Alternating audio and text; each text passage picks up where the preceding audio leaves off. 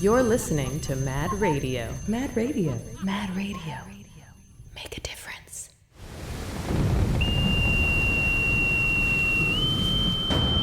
Quick, me lads! Hoist the rigging! Aye, Captain! Splice the main brace! Batten down the hatches! I'm going below deck to get the show started.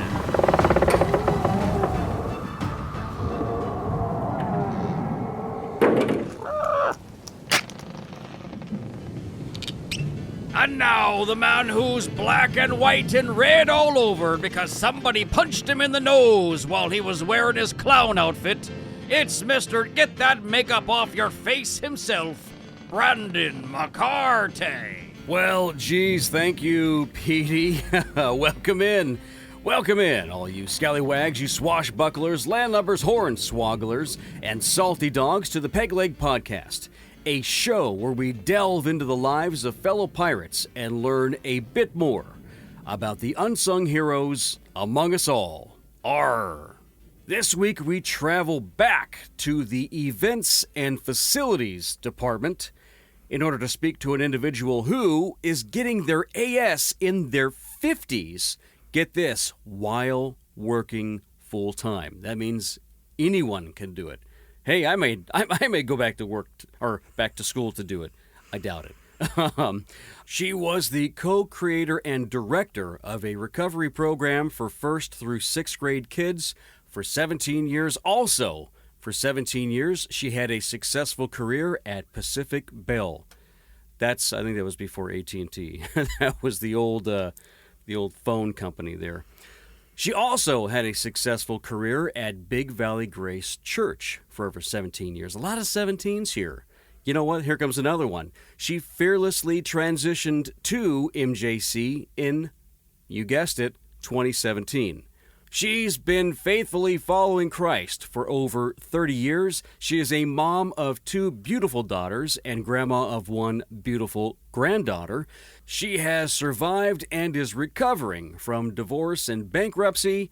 She has had 20 years of recovery, and she has traveled to Kenya to support a recovery ministry for kids.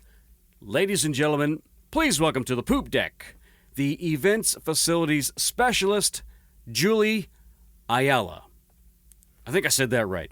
You did. Ayala. Good. Good. I don't know any other way to say it. So, wow, lots of 17s there. How did you make the transition? How did you find your way to MJC from those other things that you had previously done? I had a relative that was working here, and she was constantly looking at different jobs, and I had no intention of leaving Big Valley Grace Church. And after traveling to Kenya, I just felt a stirring that something was going to change. And at one point, she sent me the job description for something within events facilities, and it hit everything that I'd already done. So I determined that that was a door that God was opening, and I knew before I even interviewed that I would get that job. It wasn't just the heat down in Kenya, was it? No. It wasn't the rains down in Africa either, No. correct? Neither one. Well, so where did you grow up? I grew up in, we had a sign before you entered. It said the peach capital of the world. Okay. Can you guess where that could be? Atlanta, Georgia. Houston, California. What? Yes. What? Back in the day. Interesting. Okay, in Houston. Yes. All right. So how was your upbringing there? It was amazing. It was just like Mulberry RFD. I lived in the second house ever built in Houston, so long tradition families. My family owned Peaches property out off Hatch Road. We had the Styles sprayer service, so very close-knit community. I could run the streets past dark. There was still dirt streets when I was growing up, so but ideal for a child.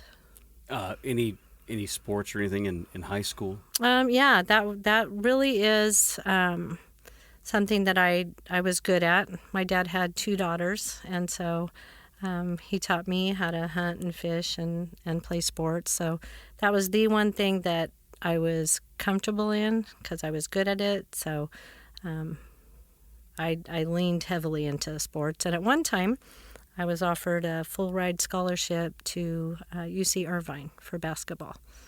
Really? Really. Interesting. So but it didn't interest you then? Not at that time. A lot of stuff going on at home and in my personal life, so I chose not to pursue that. You could have been in the WNBA. You never know. Possible. You never know. What are some of your hobbies outside of work?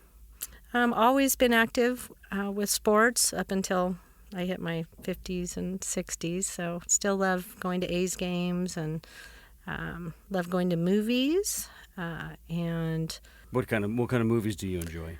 anything that's not romance Not romance. and not too much sci-fi. Okay. So I like action. I like murder mystery. I like any of the like Marvels. Any of Right. those type of Right. movies. Now, have you been to any A's games recently? We went at the beginning of the year and then got the good news, and so Yeah. trying to decide if I want to go one more time.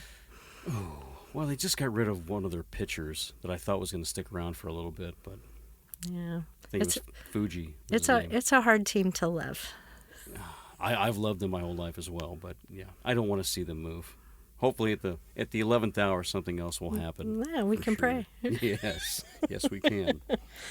What is something that you pride yourself in?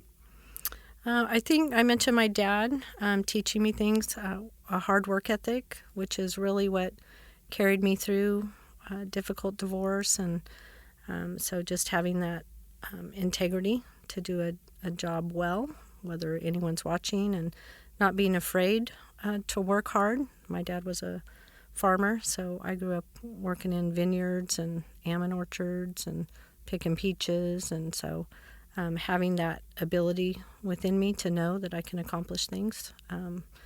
Incredibly proud of that. And then there's a Bible verse, Matthew 5:37, that says, "Simply let your yes be yes and your no be no."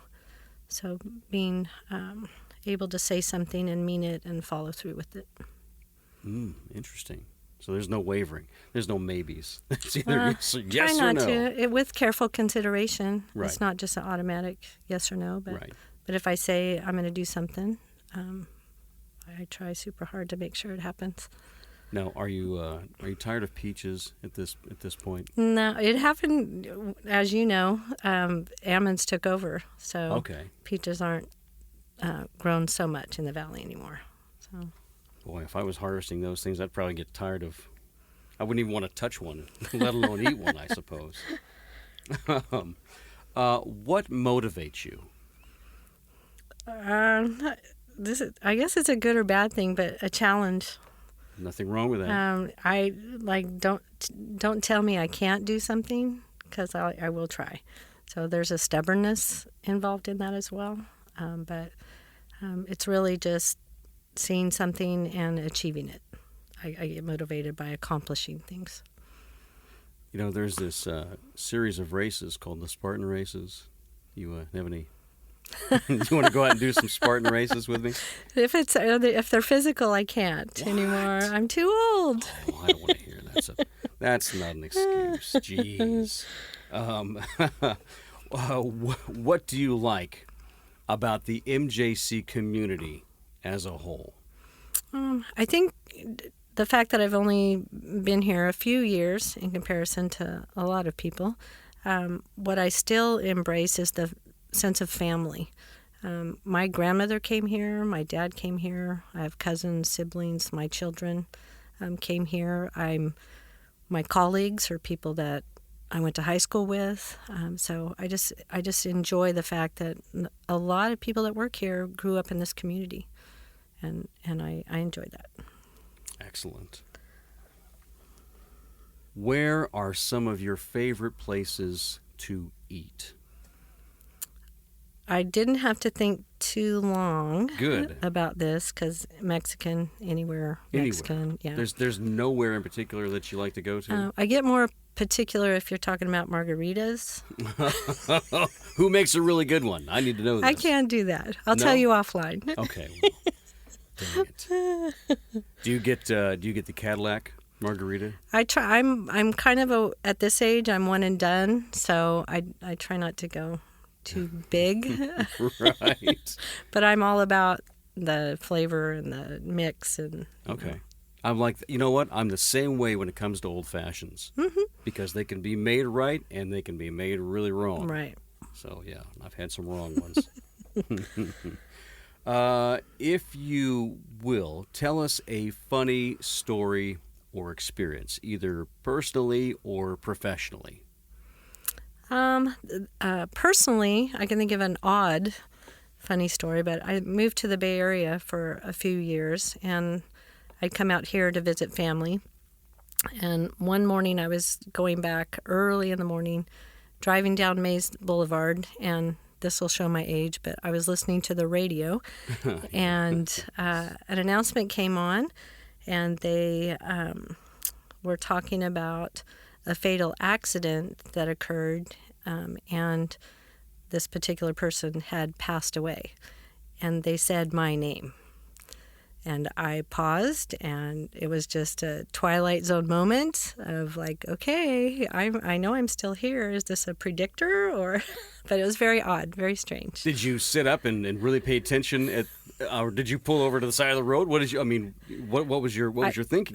My brain literally stopped, and I like, did I hear what I just heard? Yeah. And then I'm like, yeah, the sun's shining. I'm breathing. I'm all right. So just kept on driving down the road. Oh my gosh, that would freak me out.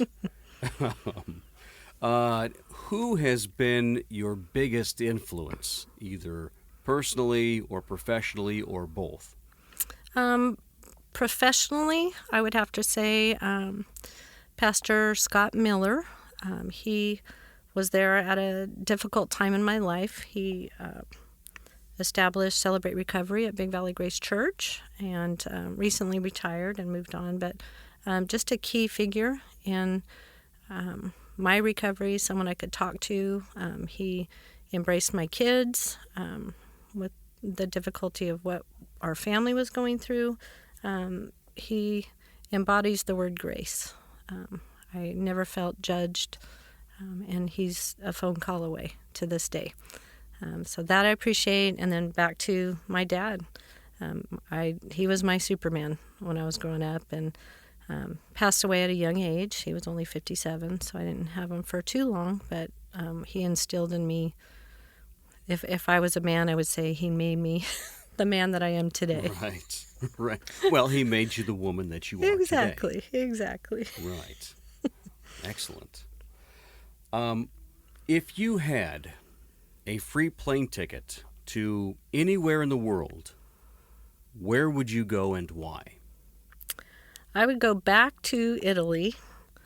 I had gone several years ago on a missions trip, so we were there for a specific reason. And we went on the Jackrabbit tour of all of the historical sites, and I believe that meant because we were running. So it was super quick, and I'd love to just go there and pause and just take time and eat the food and see everything there. Okay. Well, if you only had 3 albums that you could listen to, and again, people hate this question because we're talking about things that with Apple Music or whatever else, you can just pick whatever songs you want and make your own playlist. That's the big thing. But I guess albums, maybe vinyl's coming back, so maybe that's not true. But if you only had 3 albums that you could listen to for the rest of your life, what would they be and why? As the fact that I'm 61, I'm more familiar with albums than singles. Right. So, and I'd still have to go back to the most difficult time in my life. And God used the band Mercy Me.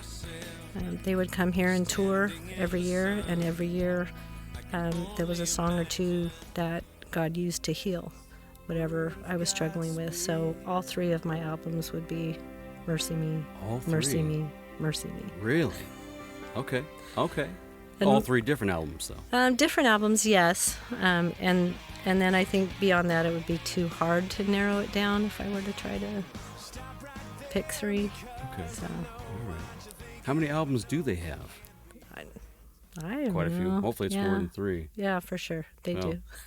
do. Excellent. Well, do you have any parting words of encouragement for us? Yeah. I think in the world that we live in, coming out of difficult circumstances, my encouragement would be, don't let fear prevent you from taking a leap of faith. Excellent. That was right to the point. Right to the point. Julie, thank you so much for being on the podcast, for taking time out of your busy schedule to be here to allow us a window into your life. I really appreciate it. Thank you, Brandon.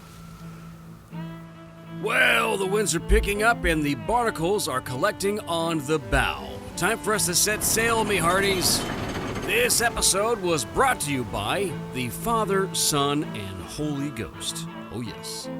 Produced by this guy with an expanding bald spot. Edited by McPatchy McParrott. And music by the Tabernacle Choir of Tambourine Tryouts. Hey, only a few more episodes until we bring the close to Season 1. Remember, you can always go back and find previous episodes on YouTube and Apple Podcasts. If you have any questions about anything, you can always email peglegpodcast@gmail.com. And as always, remember to keep your booty close and your sword sharp, lest you find yourself swabbing the deck on the bottom of Davy Jones's locker. Until we meet again.